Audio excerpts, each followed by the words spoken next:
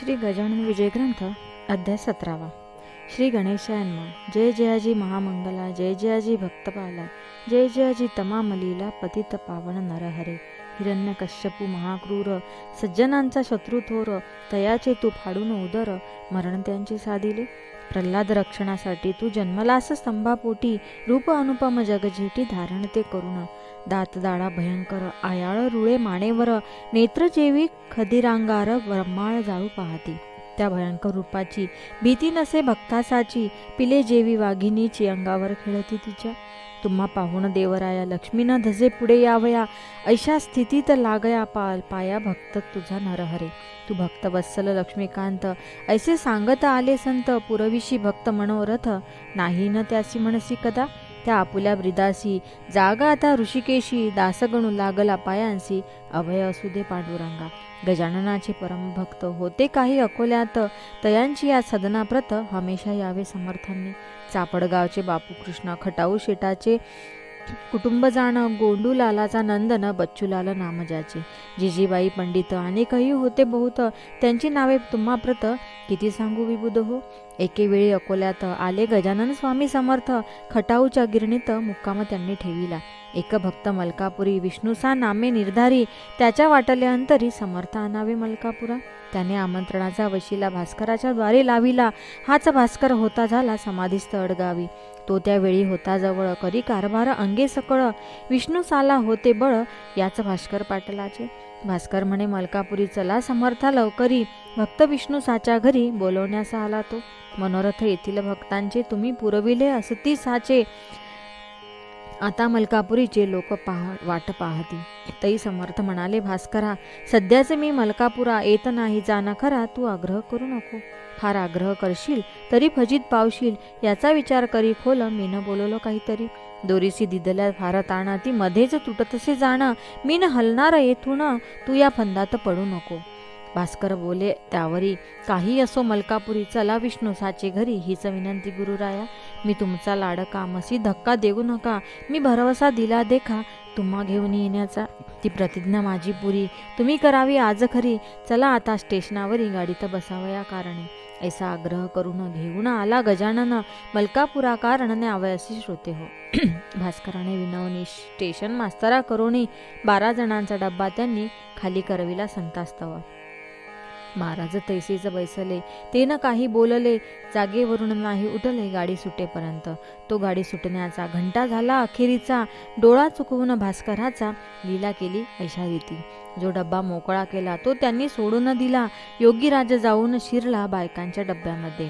आधीच मूर्ती दिगंबर, स्त्रिया घाबरल्या असती फार, त्यांनी वर्दी अखेर दिली असे पोलिसाला. पोलिसांचा अधिकारी तेथे आला सत्वरी, महाराजाला धरून करी खाली ओढू लागला. अरे वेड्या नंग्या पिरा, अक्कल कैसी तुझं ना जरा, बायकांच्या डब्यात खरा येऊन कैसा बैसला असं. हिसडा देऊन त्याच्या हातात तेथेच बैसले तत्वता, अधिकाऱ्याची भीती चित्ता मुळेनं त्यांना वाटली. मग तो अधिकारी भला स्टेशन मास्तराकडे गेला, म्हणे डब्यापाशी आता चला बायकांच्या माझ्या सवे. दोघे डब्याजवळ आले, तो मास्तराने पाहिले योगीराज बसलेले बायकांच्या डब्यात. मास्तर पोलिसाच्या अधिकाऱ्याला अशा रीती बोलला, तुम्ही जाऊ द्यावे याला, याच डब्यात बसून. हा आहे संत थोर, चालता बोलता ईश्वर, याच्या हातेनं होणार गुन्हा तो केव्हाही. ते ऐकून अधिकारी बोलला झाला ऐशापरी, मी दिली आहे तार खरी ये विषयी वरिष्ठाला. आता माझ्या हातात काही न राहिले यत्किंचित, मी वर्दी दिली तुम्हा प्रत, तुम्ही वाटेल ते करा.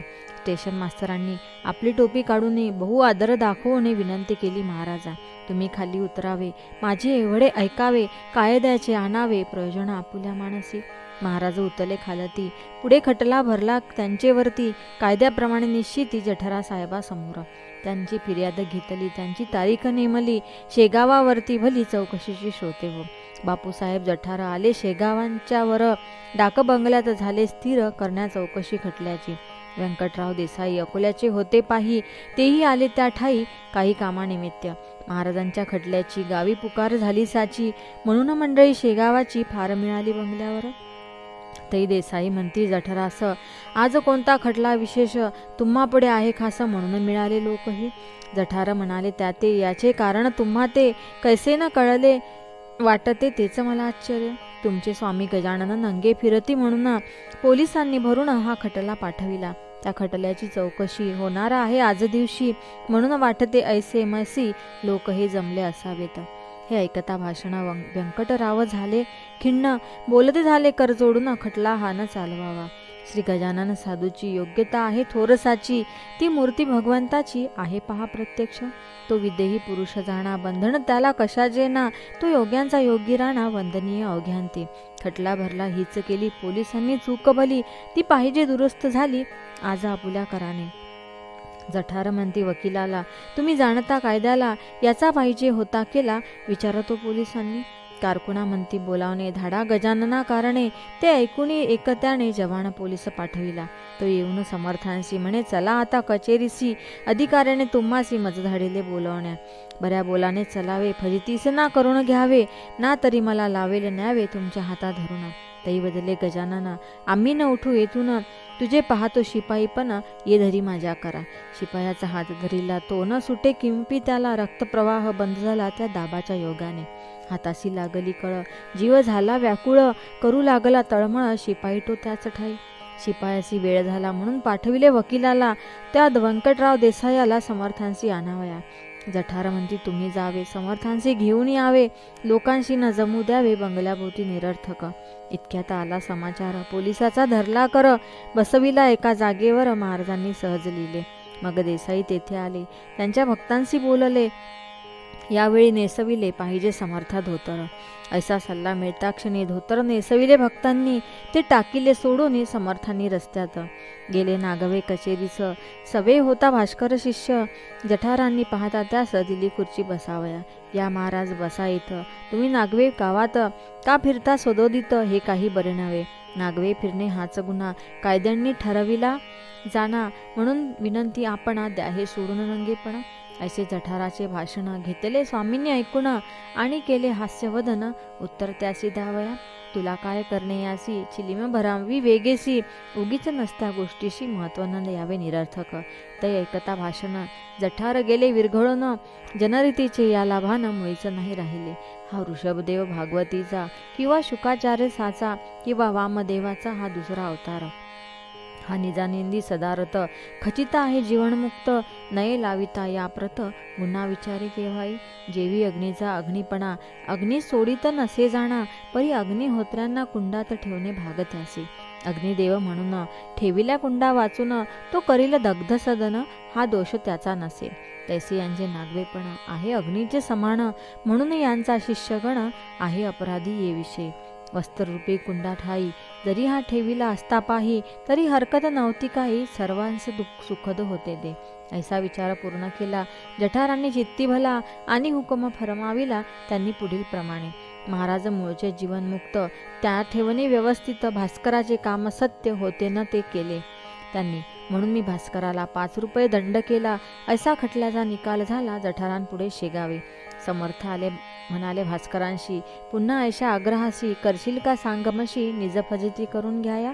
भास्कर काही न बोलला, मौन धरून राहिला. तेथून मंडळींनी केला अशा प्रकारे विचार.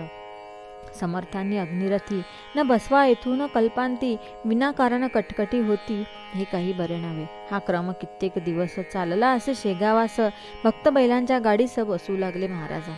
या रीती अकोल्यासी आले एकदा पुण्यराशी, बापूरावाच्या सदनाशी जाऊन या उतरले. याच वेळी यवन जातीचा साधू महेता बशा नावाचा होता कुरुम गाविसाच्या, मूर्तीचा पुरा सानिध्य. त्याने बापूरावाप्रती सांगितले होते ऐशा रीती, जेव्हा समर्थ अकोल्यात येती तेव्हा आम्हा कळवावे. अकोल्यात आल्यावर श्री गजानन साधूवर बापूरावाने सत्वर मनुष्य धाडीला कुरुमाशी. तो ऐशा रीती घडून आले, मैतावशा येण्या निघाले. अकोल्यास याला भले, समर्थांशी भेटावया. अकोल्याचा मनुष्य मध्ये भेटला, रस्त्यास जो आला होता न्यावयास, मैतावशा कारणे. तो मनुष्य भेटता क्षणी की पुसू लागले मधुर वचनी, त्या मनुष्या लागून मैतावशा श्रोते हो. तू न जावे कुरुमाला, बैसा आमच्या गाडीला, आपण जाऊ स्टेशनाला, मीच आहे मैतावशा. पहा संत आल्याचे वर्तमान, कळले संता लागून, कोणी न सांगता जाण, त्रिकालज्ञ ते खरोखरी. मैताबशाच्या संगाते 2-4 यवन होते, अवघे येऊन सदनाते उतरले बापूरावाच्या. दुसरे दिवशी प्रातःकाळा मैताबशा होता जेथे बसला, महाराजा आले तया स्थळा निजलिले करुणा. मैताबशाचे धरुण केस समर्थांनी ताडिले त्यास, त्या ताडण्याचा उद्देश हाच होता विबुध हो. यवन जातीत जन्मून काही न केला उपयोग जाण, यवनाचे आर्दांडपण नाही अजून गेले रे. या आर्दांडपणाची तत्वघात होईल जाणे, मृत्यूलोकीचे अवघे प्राणी चिंताग्रस्त होतील. तुझे मैताब आहे नाव, त्याची काय आठवण ठेव, द्वेषरूपी तमा वाव तुझ्यामुळे मिळू नये. हा द्वेषरूपी अंधार वाढत चालला वरचेवर, याची नाही तुला खबर, म्हणून तुझला ताडिले. ऐसा मिळता इशारा मैताबशा तोषला खरा, साधूच साधूच्या अंतरा जाणता ती निसंशय.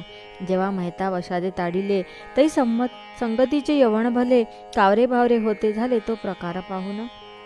मैताबशा बोलला त्यासी, तुम्ही न राहावे आम्हापासी, जावे निघून कुरुमासी, हेच आहे उत्तम. शेख कडू शिवाय जाणं, गेले चौघे जाणून, तो द्यावयासी आमंत्रण बच्चूलाल पातला. म्हणे उद्या दयाघना यावे तुम्ही भोजना, या दासाची या सदना हीच आहे विनंती. दुसरे दिवशी तांग्यात बसवून समर्थाप्रत, मोठ्या थाटाने मिरवित निज सदना आणले. परी समर्थ तांग्याखाली उतरले नाहीत मुळी, तेने मंडळी चिंतावली, म्हणे का न उतरती हे. तसाच तांगा नेला परत बापूरावच्या सदनाप्रत, मंडळी पडली घोटाळ्यात, समर्थ ऐसे का केले. काल आमंत्रण घेतले, आज तांग्याखाली न उतरले, याचे कारण शोधिते झाले आपापल्या बुद्धीने. त्यात होता एक धूर्त, तो बोलला अवघ्यांप्रत, मला समजले इंगित या गोष्टीची ये वेळा. मैताबशाला वगळिले म्हणून महाराज नाही उतरले, भोजनाचे कान केले मैताबशाला आमंत्रण. आता घेऊन दोघांसी बसवून एका तांग्यासी, म्हणजे ते निश्चयेसी उभयंतासी येतील. तेच वाक्य खरे झाले, दोघांनाही मिरवित नेले, मैताबशाला उतरविले मंदिराजवळील थिएटरात. श्रीरामाच्या मंदिरी गजाननाची उतरली स्वारी, परी तेही गेले अखेरी उठून या थिएटरात. अवघ्यांची झाली भोजने, मग मैताबशा लोकांस म्हणे, मला तुम्ही तिकीट देणे पंजाबचे काढून. ते शेख कडू बोलला त्या मैताबशा फकीराला, तुम्ही कुरुमच्या मशिदीला टाकून कैसे जाता हो. ती मशीद बांधून पंजाबासी जावे आपण, काम अर्धे टाकून जाणे उचित नसे तुम्हा. मैताब शेख कडूशी बोलत झाला प्रेमेशी, आग्रह धरू नका मशी, ये वेळी निरर्थक. गजाननाचा हुकूम झाला मजसी पंजाबात जाण्याला, आता एक क्षणही या स्थळा मी न राहू शके हो. समर्थांच्या कृपे करून मशिदीचे काम पूर्ण होईल माझे हे वचन, सत्य तुम्ही मानावे. धर्माविषयी द्वैत संताठाई नसते सत्य, ते अवघ्या धर्मांप्रत समसमान मानिती. खुळे देऊळ मशिदीची तुम्ही नका वाढवू साची, ती वाढता दोघांची आहे हानी होणार. सामान देऊन देऊळ मशिदीचे एकच आहे साचे, आकाराने भिन्नत्व त्याचे मानून भांडू नये हो. यवन केवढा खुदाचा आणि हिंदू काय भूताचा, पोक्त विचार करा याचा, मनुष्यपण टिकवावया. तरीच होईल कल्याण, हिंदू आणि मुसलमान हे एकाच देवापासून निर्माणच ती जाहले. धर्म बापा ज्याचा प्रिय, प्रिय मानावा प्राणाहुनी, परी विधर्माच्या ठिकाणी अलोट प्रेम धरावे. हे न झाले जोवरी, सौख्य लांब तोवरी, जा मशीद होईल पुरी गजाननाच्या कृपेने. मैताबशा निघून गेले, पुन्हा न इकडे परत आले, या गोष्टी जे पाहिजे केले मनन हिंदू यवनांनी. पहा मैताबशाला जरी ताडिले झाले साक्षात्कारी, परी द्वेष नव्हता अंतरी, प्रेम अलोट होते. शहा लागी घेतल्या विना भोजनानं गेला योगी राणा, हे मुद्दे मणी आणा या गोष्टीचे श्रोते हो. असो या बापूरावाची कांता एक होती साची, तिला भाणामतीची बाधा होती विबुध हो. मळवट यावा घटकेत, घटके माझी कंठीतात, घटके माझी वस्ताप्रत, अग्नी तो लावावा. बिब्याच्या पाठीवर फुल्या यावा अपरांपर, कधी दांडीवरील चीर जळून जावे अकस्मात. या भानामतीच्या त्रासाने ती बापूरावाची कामिणी क्षीण गेली होती होऊनी, अन्नपाणी न रुचे तिला. भानामती काढण्याला बापूरावे जाणत्याला, आणले वाहून अकोल्याला, परिण झाला उपयोग. खर्चही झाला अतोनात, गुण न आला किंचित, अखेर त्याने जोडीला हात श्री गजानन स्वामीला. महाराज माझ्या कुटुंबाला भानामतीचा त्रास झाला, केले नाना उपाय आला, आता मात्र कंटाळलो. तुझी पाहुले माझ्या घरा आज लागली गुरुवरा, तेथेच हा का आसरा भानामतीस मिळावा. ज्या दरीत पंचानन बसला आहे येऊन, तेथेच का ओरडून दिमाख दाखवावा कोल्ह्याने. जेथे कस्तुरी दरवळली तेथेच का हो राहावी भली, गुरुराया ही ओंगळी घाण भानामतीची. ऐसी विनंती ऐकून गजाननांनी अवलोकन केले, निज कृपे करून बापूराव कांतेला. त्या योगे श्रुते तिची भाणावती निवाली साची, नाही किंमत माकडाची सिंहाची या पुढे हो. असो एकदा फिरत फिरत महाराज आले अकोटात, नरसिंगजीला भेटण्याप्रत बंधू आपला म्हणून. त्यांच्या मठा शेजारी एक विहीर होती खरी, जाऊन त्या विहिरीवरी बसले गजानन महाराज. आत पायात सोडिले डोकावून पाहू लागले, आतील जला लागी भले वरच्यावरी श्रोते हो. पाहून त्यांची ऐशी कृती लोक साशंक झाले चित्ती. नरसिंग महाराज विचारती, अरे हे काय करतोस? गोदा यमुना भागीरथी तुम्हासाठी येथे असती, आणिक तीर्थे आणहीत किती हे पाहता डोकावून. तुम्हा त्यांचे घडते स्नान, मी का राहू तसाच जाण, या तीर्थाने मला स्नान आज येऊन घालावे. त्यांनी स्नान घातल्याविना मी न येथून हले जाणा, ऐशा ऐकून भाषणा कैक म्हणाली या रीती.